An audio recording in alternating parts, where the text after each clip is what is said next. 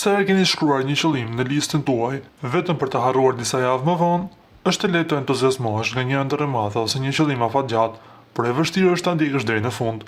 Ndërsa ecni drejt realizimit të një qëllimi është normale të ndiheni të lodhur ose të zhgënjur kur rruga bëhet më e vështirë se sa e kishit parashikuar, dhe në këto momente shumica dorëzohen. Por sipas astrologjisë, tre shenja dallohen për këmbënguljen, disiplinën dhe kokëforcinë e tyre. Kur vendosin një qëllim, qoftë në karrierë, marrëdhënie apo udhëtime, nuk ndalen derisa ta realizojnë. Demi, nëse ka një shenjë që di të presësh, padyshim demi. Të dërueshëm dhe të vendosur nuk heqin dorë lehtë nga ajo që kanë në mendje. Mund të zgjasë, por nuk do të harrojnë kurrë atë që duan.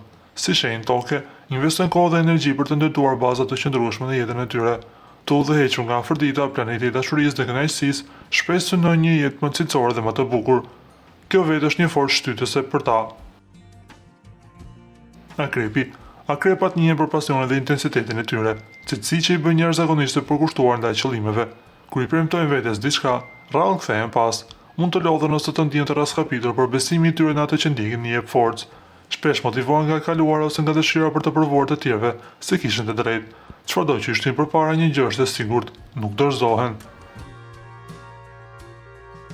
Bricjapi.